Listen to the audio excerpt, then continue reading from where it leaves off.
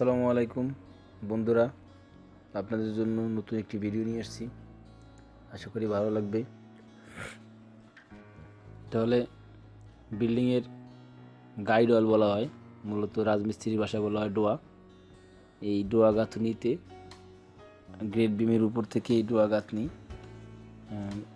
Floor level, এই floor level যে জায়গায় ফ্লোর দেওয়া হবে ওই পর্যন্ত আর কি গাঁথনি করতে হবে।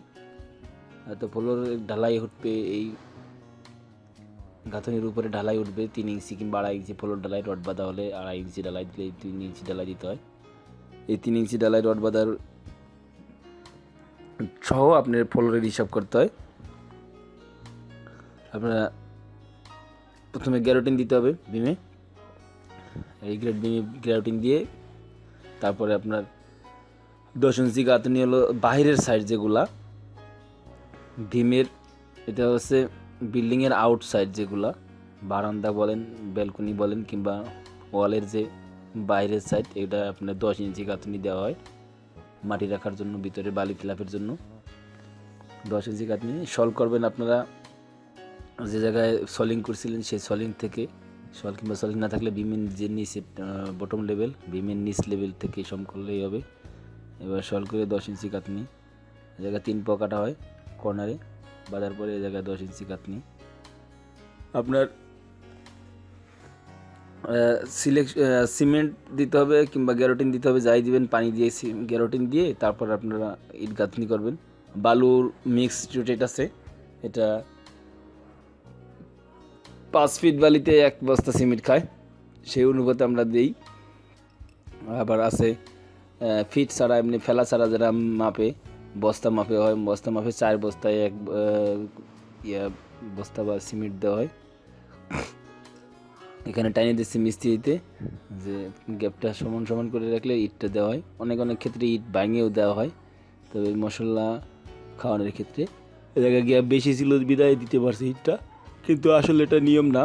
নিয়ম হচ্ছে ইটটা ভেঙে দেওয়া, কারণ মশলা সব জায়গায় বেশি খাওয়া যায়, এ জায়গায় অল্প বেশি খাইতে পারে, এই আর কি।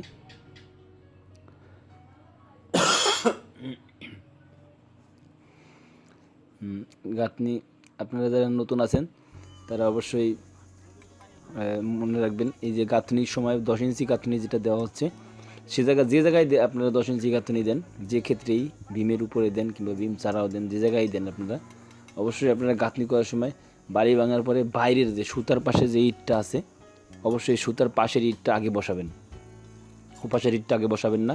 কারণ 10 ইঞ্চির এই লম্বি ইটটা বসানোর ক্ষেত্রে অনেকেই ভুল করে, অনেক মিস্ত্রিরাই একসাথেই দুটো বসায় যায়, কিন্তু এতে আপনি সুতা ঠিলে বাইর করে নিয়ে আসে।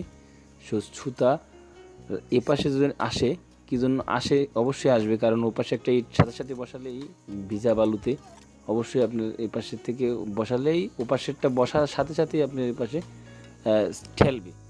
সো আপনারা কেয়ার করবেন যে এই লাইনটা আগে বসাবেন, এই লাইনটা আগে বসানোর ফলে আপনারা ভিতরের লাইনের ইটটা পরে বসাবেন, কারণ এটা বসানোর পরে আপনি এটা শুকায় যায় একটু, তারপরে ওইটার পাশে আবার খেয়াল রাখবেন ওই কনি দিয়ে যে মিস্ত্রি দেখলেন যে একটা টান দিয়েছে, ওটা হলো ইটের পাশ দিয়ে টান দিয়ে ওই বালুর পানিটা সরাই নিয়ে আসা হয়, যাতে ওই জায়গায় গ্যাপটা থাকে, ওই জায়গার সাথে টাচ না হয়, ওই ইটের সাথে টাচ, নিচের যে জয়েন্টে টাচ না হয়। অবশ্যই খেয়াল রাখবেন যে কনি দিয়ে একটা টান দিবেন, ওই পাশ থেকে যে মশলাগুলো সরে যায়। এবার আপনার ও পাশেরটা বসাবেন পরে, এটা হচ্ছে ট্রিক্স, কিন্তু অনেকে বলবে না, আমি হয়তো বললাম আপনাদের সুবিধার্থে। যারা মিস্ত্রি আছে অবশ্যই আপনারা একটু ফলো করবেন যে ওই পাশের ইটটা পরে বসাবেন। 10 ইঞ্চি যত গাঁথনি আছে, দুইটা যে সময় আড়াআড়ি লম্বা যে ইটটা বসানো হয়, ওই ইটটার সময় অবশ্যই আপনারা খেয়াল করবেন যে আগে বসাবেন বাইরের সুতার সাইডটা, পরবর্তীতে জায়গায় বসাবেন। আর এই ইটের জয়েন্টটা মারার সময় অবশ্যই অনেকে ভুল করে যে মাঝখানে বালু দিয়ে দেয় আগে, অবশ্যই আগে মাঝখানে দেবেন না, আগে লম্বা বালুটা, আগে লম্বার যে ইয়াটা এইখানে জয়েন্টটা দিবেন, কিন্তু মাঝখানের বালিগুলো পড়ে না জন্য সেটা খেয়াল রাখবেন যে বালুগুলো কম পড়ে। যে সময় গাঁথনি করবেন সে সময় গাঁথনি দেবেন, তাহলে আপনাদের গাঁথনি অ্যাকুরেট থাকবে, সঠিক থাকবে। তা না হয় 10 ইঞ্চি গাঁথনি রাখা খুব টাফ, সোজা বাইরের সাইডটা, সুতার সাইডটা। এইভাবে আপনারা কাজ করবেন। আর বালু বেশি বিশেষ করবেন যে বেশি নরম না হয়ে যায়, নরম হয়ে গেলে তো জানেন সিমেন্টটা পড়ে যাবে বালির সাথে, পানির সাথে চুয়ে খালি বালিগুলো থেকে যায়। সো সবসময় খেয়াল রাখবেন যে বালুগুলো একটু শক্ত শক্ত বানানোর, মানে মিডিয়াম শক্ত, এভাবে আপনারা বানাবেন। এভাবে কাজ করলে অবশ্যই আপনাদের ফল ভালো হবে। আর সিমেন্ট সবসময় আপনারা রাখবেন যে সিমেন্ট গাঁথুনির জন্য অবশ্যই স্ট্রং সিমেন্ট, ভালো সিমেন্ট দেওয়ার জন্য, ভালো মানের সিমেন্ট দেওয়ার জন্য আমি সাজেস্ট করব অবশ্যই আপনারা ভালো সিমেন্ট দেবেন। পরামর্শ দিব যে আপনি ভালো সিমেন্ট দিবেন এবং যেগুলো মানসম্মত সিমেন্ট আছে, হোলসিম আছে, স্কান আছে, এগুলো দিবেন। সে সিমেন্টের দাম বেশি একটা না, বস্তায় ডিফারেন্স থাকে 50 টাকা কি 60 টাকা। ভালো সিমেন্টের ক্ষেত্রে অবশ্যই আপনারা ভালো সিমেন্টটা লাগাবেন, কারণ ভালো সিমেন্টের গুণাগুণ অনেক বেশি, ভালো সিমেন্টের কাজও বেশি। আর অবশ্যই মেডিসিন কেমিক্যাল আছে যেগুলো, ওগুলো দিবেন। লিকুইড জাতীয় আছে যেগুলো, ওগুলো দিবেন। আগে তো পাটলু দেওয়া হতো, এখন পাটলুর ব্যবহারটা হয় না। এরা আবার ভিজিয়ে নিচ্ছে, কারণ এরা ইট শুকনা হয়েছে বোধ হয়, মিস্ত্রির কাছে মনে হয়েছে যেটা শুকনো, এই কারণে। আর এই পাশে কর্নারে যে সিনাগুলো বাঁধা হয়, বলে সিনা বলা হয় মিস্ত্রিদের ক্ষেত্রে। এই সিনা বাঁধা অনেকে ভুল করে, 3 পোয়া কাটতে পারে না, কিংবা জয়েন্টে জয়েন্টে পড়ে যায়, কিংবা ইট ছোটো বড়ো থাকে, এক্ষেত্রে অনেকেই ইয়ে হয়। আপনারা অবশ্যই এই সিনাগুলা 3 পোয়া সবসময় দেখবেন ইটের মিডলে রাখার জন্য, 2.5 ইঞ্চি ইটের মিডলে রাখার জন্য 3 পোয়া কাটলেই আপনারা হবে। আর যারা নতুন আছেন, একদম কখনো কাজ করেন না, এগুলো দেখলে অবশ্যই আপনারা শিখতে পারবেন। আশা করি আপনাদের জ্ঞানের ক্ষেত্রে কিংবা ক্ষেত্রে বোঝানোর ক্ষেত্রে হয়তো আমার ভুল ত্রুটি থাকতে পারে, তবে আপনারা একটু দেখবেন, স্কিপ করে টেনে টেনে দেখবেন যে আসলে আমি কি বলছি আর কি হচ্ছে। অবশ্যই দেখলে আপনারা পুরো সম্পূর্ণ ভিডিও দেখলে একজন বিগিনার, যারা একদম কখনো কোনো কিছু কাজ করে না, তবু আমাদের আমার চ্যানেলের অন্তত এই ভিডিওগুলো দেখলে অবশ্যই অনেকটা এক্সপিরিয়েন্স হবে। আশা করি আপনাদের উপকারে আসবে। আর আমি যদি উপকারে আসতে পারি অবশ্যই ধন্য নিজের মনে করব, বাট আপনারা আমাকে তিরস্কার করবেন না। আমি যে একটা কাজে আসছি কিংবা একটা আসছি, অবশ্যই আমায় একটু সহযোগিতা করবেন। এটা হলো আপনার মিডলের গাঁথনিগুলো 5 ইঞ্চি দেওয়া হয়েছে, যেগুলো মিডলে আছে, আর সাইডেরগুলো সব 10 ইঞ্চি দেওয়া হয়েছে। আপনারা খেয়াল করবেন, আউটসাইডের সবগুলোই 10 ইঞ্চি। আউটসাইডে এখানে আর একটা কথা বলে রাখি, ব্যালকনি যে আছে, এই ব্যালকনির বাইরেরগুলো কিন্তু 10 ইঞ্চি। দেখলে একটু আগে দেখলেন গাঁথনি করা হয়েছে, এটা হচ্ছে বাইরের গাঁথনিগুলো কিন্তু সব 10 ইঞ্চি। ব্যালকনির বাইরেরটা 10 ইঞ্চি দেওয়া হয়েছে, যে দেখেন। কিন্তু এই ভিতরে যে গাঁথনি আছে, ব্যালকনির এই পাশে যেটা যে ওয়াল হবে উপরে, এটা কিন্তু 5 ইঞ্চি গাঁথনি দেওয়া হয়েছে, শুধু মাটিটা রাখার জন্য। এখানে 5 ইঞ্চি দিলেও হতো বারান্দায়, বাট 10 ইঞ্চি দেওয়া হয়েছে। নিচে বেশি একটা বিট স্প্রেড করা হয় নাই, নিচে অতটা গভীর করাও হয় না, এই কারণে বারান্দাটা তো আলাদা, সো এই কারণে 10 ইঞ্চি গাঁথনি দেওয়া হয়েছে। উপরে ড্রপল হবে, ড্রপলের কারণে এটা নিচে যতটুকু গাঁথনি হবে এটুকুই এতে রাখার ক্ষমতা রাখার জন্য একটা বিম দিয়ে ওর উপরে 10 ইঞ্চি গাঁথনি হয়েছে। অবশ্য ভুল ত্রুটিও থাকতে পারে, ইঞ্জিনিয়ারের কাজ। সো আপনারা ভুল ত্রুটি ইঞ্জিনিয়ারে যে সাজেস্ট করছে এই কারণে, কিন্তু যা হেভি মজবুত করার কারণে করে না, এই কারণে একতলা দোতলা বিল্ডিং, এটা দোতলা ফাউন্ডেশনের কাজ, এই কারণে হয়তো এরকম বেশি দেয় নাই। যেভাবে পরামর্শ দিয়েছে সেভাবে মিস্ত্রিটা কাজ করছে। এখানে লাস্টের ইটের কি সিমেন্ট দিয়ে বালু দিয়ে কি আটকাই দেওয়া হচ্ছে, কারণ জায়গায় বিট বালু দেওয়া হবে, হয়তো এর ভিতরে পড়বে, এর থেকে দূরশনের জন্য আর কি এটা করা হচ্ছে। আর অবশ্যই ঝাড়ু দিবেন, উপরে টপে ঝাড়ু দিবেন।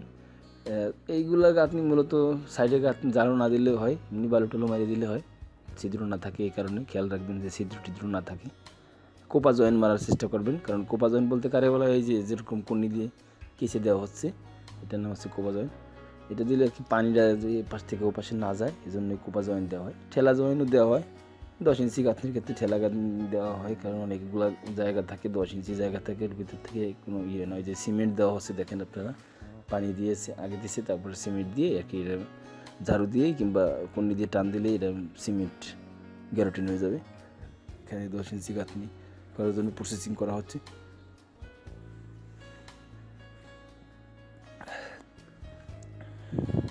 এখানে বাইরের সাইডে দেখানো হচ্ছে আর কি, ঘুরাইয়া, এই যে আউটসাইডের কলম এগুলা।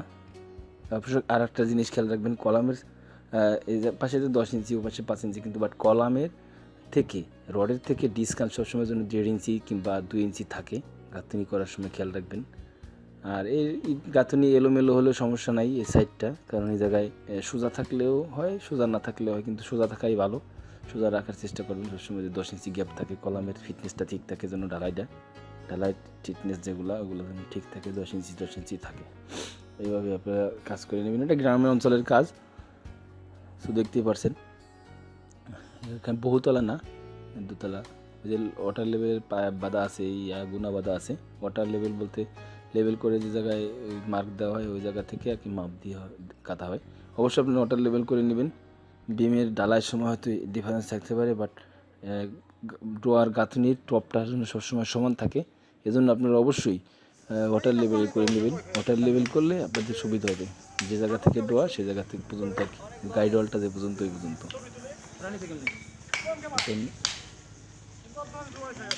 কাজের মান সম্পর্কে আপনাদের হয়তো বলতে পারেন যে সেফটি নাই কিংবা ইয়ে নাই, হয়তো বাংলাদেশ থেকে যারা দেখছেন, শহরের মানুষ যারা দেখছে তারা অবশ্যই মনে করতে পারেন সেফটি নাই, শু নাই কিংবা হ্যান্ড গ্লাভস নাই, কাজ করছে। এটা একটা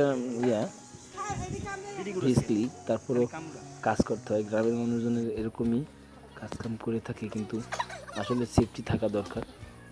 যারা শহর অঞ্চলে কিংবা বিদেশে থাকে তারা অবশ্যই সেফটি, বাইরের কান্ট্রিতে যারা থাকে, বাংলাদেশের বাইরে যারা আছে তারা সৌদি আরব, কাতার, দুবাই, বাহরাইন, ইন্দোনেশিয়া, মালয়েশিয়া, চীন, জাপান সব দেশেই আর কি সব সেফটি বেশি অ্যাভেলেবেল। বাট আমরা ইন্ডিয়া, বাঙালি, মালয়েশিয়া, এই যে ফিলিপাইন, এই মূলত বাংলাদেশ, নেপাল, ভুটান এইগুলো রাষ্ট্রে এরকম একটা সেফটি করা হয় না। সেফটি রাখা ভালো, আপনারা চেষ্টা করবেন হেলমেট, সেফটি শু এগুলো পরে কাজ করায়।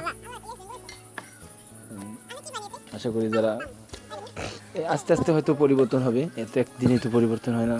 সো আস্তে আস্তে সমাজ পরিবর্তন হবে, পরিবর্তনশীল। সো আপনারা চেষ্টা করবেন। আর 5 ইঞ্চি গাঁথনির সময় অবশ্যই সলভ করবেন ভালোভাবে। আর সুতা টানার জন্য, সুতা টান বেশি করার জন্য হয়তো 2টা ইট দিলে হয়।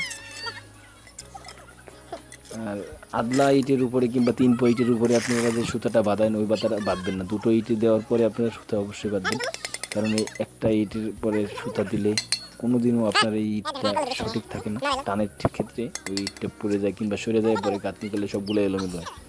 তো আপনারা খেয়াল করবেন 2টা কিংবা 3টা ইট দিয়ে তারপরে জয়েন্ট মারার পরে তারপরে আপনারা ইটটা বাঁধবেন। আর মশলা 5 ইঞ্চি গাঁথনির ক্ষেত্রে মশলার পরিমাণটা একটু বেশি দিবেন, চেষ্টা করবেন। যে ওখানে 8 বস্তা সিমেন্টে যে সময় 10 ইঞ্চি গাঁথনিতে দিয়েছেন, 8 ব্যাগ সিমেন্টে, 8 ব্যাগ আর কি বালুতে 1 বস্তা সিমেন্ট দিয়েছেন, সেহেতু আপনার এখানে 7 ব্যাগ বালুতে 1 বস্তা সিমেন্ট দিয়ে দেওয়ার চেষ্টা করবেন 5 ইঞ্চি গাঁথনির ক্ষেত্রে। আর 3 ইঞ্চির গাঁথনির ক্ষেত্রে ওটা 3 ইঞ্চি গাঁথনি আপনাদের দেখানো হয় নাই, দেখাবো পরে অবশ্যই 3 ইঞ্চি কিংবা 3 ইঞ্চি কিংবা আপনার ব্লক ইট, এক্ষেত্রে আপনি একটু সিমেন্টের পরিমাণটা বেশি দিবেন। ওই জায়গায় আপনার 6 ব্যাগে 1 ব্যাগ সিমেন্ট দিবেন। আর যেগুলা পয়েন্টিং, যেগুলা আপনি আমাদের পরে নেক্সট ভিডিওতে আপনাদের দেখাবো, পয়েন্টিংয়ের যে ভিডিও আছে ওগুলোতে আপনারা 1:1 মানে 1 কড়াই সিমেন্টে 1 কড়াই বালি দিয়ে আপনারা পয়েন্টিং দিবেন। আবার 1 কড়াই বালিতে 1 বস্তাতে 3 বস্তা সিমেন্ট দিবেন, 1 বস্তা সিমেন্টে 3 বস্তা বালু দেবেন। সেটা হচ্ছে আপনার যেগুলো হার্ড স্ট্রং যে গাঁথনিগুলো হয় ওই গাঁথনিতে আপনারা ইউজ করবেন।